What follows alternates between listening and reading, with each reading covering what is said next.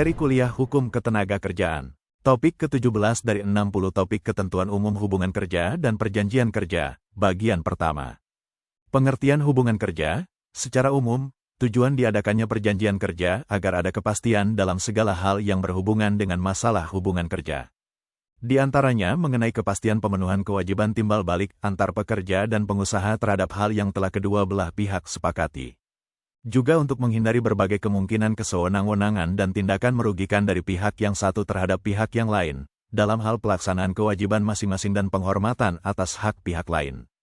Manfaat lainnya adalah untuk menjernihkan suasana dan semangat kerja para pihak dan menjauhkan dari berbagai ketidakjelasan rasa tanda tanya, berbagai prasangka negatif dan kekurang semangatan kerja, serta sedapat mungkin menghindari terjadinya perselisihan antar pihak dalam hubungan kerja dan perburuhan tersebut.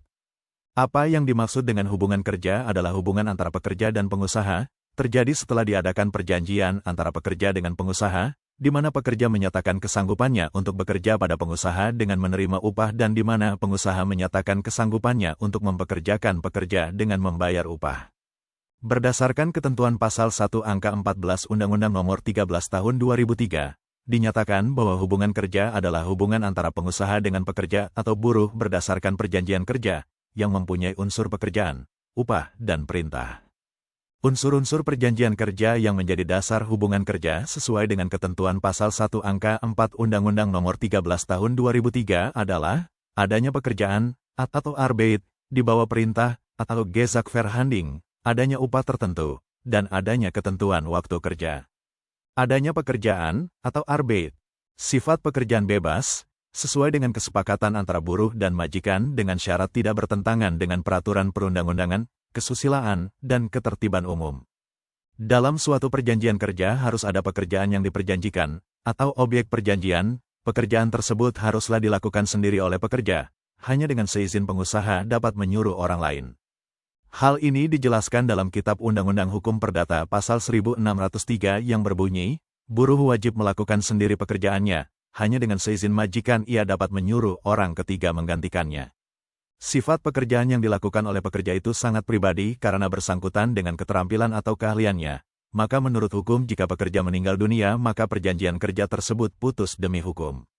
Di bawah perintah atau Gezaghverhanding. Dalam hubungan kerja kedudukan majikan adalah pemberi kerja.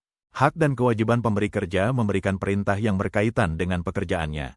Sementara itu, buruh berkedudukan sebagai pihak yang menerima perintah untuk melaksanakan pekerjaan. Hubungan buruh dan majikan adalah hubungan yang dilakukan antara atasan dan bawahan, sehingga bersifat subordinasi. Manifestasi dari pekerjaan yang diberikan kepada pekerja oleh pengusaha adalah, pekerja yang bersangkutan harus tunduk pada perintah pengusaha untuk melakukan pekerjaan sesuai dengan yang diperjanjikan. Adanya upah tertentu. Pengertian upah berdasarkan ketentuan pasal 1 angka 30 Undang-Undang Nomor 13 Tahun 2003 adalah, hak pekerja atau buruh yang diterima, dinyatakan dalam bentuk uang sebagai imbalan dari pengusaha atau pemberi kerja kepada pekerja atau buruh yang ditetapkan dan dibayarkan menurut suatu perjanjian kerja, kesepakatan atau peraturan perundang-undangan termasuk tunjangan bagi pekerja atau buruh dan keluarganya atas suatu pekerjaan dan atau jasa yang telah atau akan dilakukan.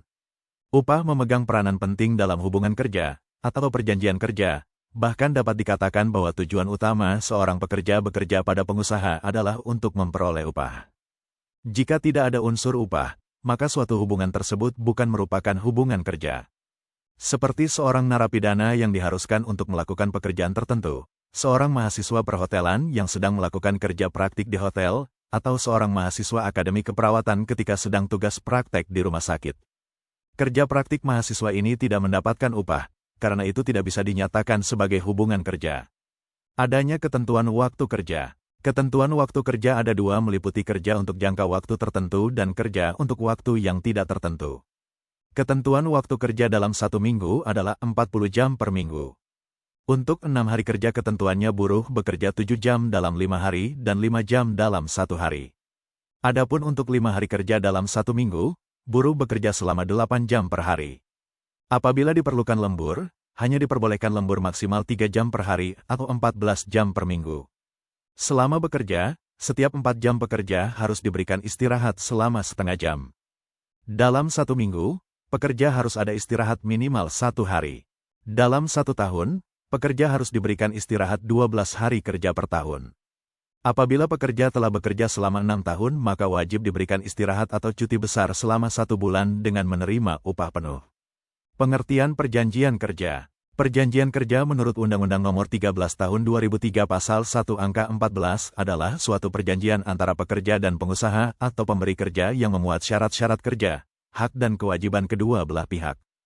Perjanjian kerja pada dasarnya harus memuat pula ketentuan-ketentuan yang berkenaan dengan hubungan kerja, yaitu hak dan kewajiban buruh serta hak dan kewajiban majikan. Bentuk perjanjian kerja dapat dilakukan secara lisan atau secara tertulis. Undang-undang menetapkan bahwa jika perjanjian diadakan secara tertulis, biaya surat dan biaya tambahan lainnya harus dipikul oleh pengusaha. Sebagai bagian dari perjanjian pada umumnya, maka perjanjian kerja harus memenuhi syarat sahnya perjanjian sebagaimana diatur dalam Pasal 1320 Kitab Undang-Undang Hukum Perdata. Ketentuan ini juga tertuang dalam Pasal 52 Ayat 1 Undang-Undang Nomor 13 Tahun 2003 tentang Ketenagakerjaan yang menyebutkan bahwa perjanjian kerja dibuat atas dasar 1. Kesepakatan kedua belah pihak. 2. Kemampuan atau kecakapan melakukan perbuatan hukum. 3. Adanya pekerjaan yang dijanjikan. 4. Pekerjaan yang dijanjikan tidak boleh bertentangan dengan ketertiban umum, kesusilaan, dan ketentuan peraturan perundang-undangan yang berlaku.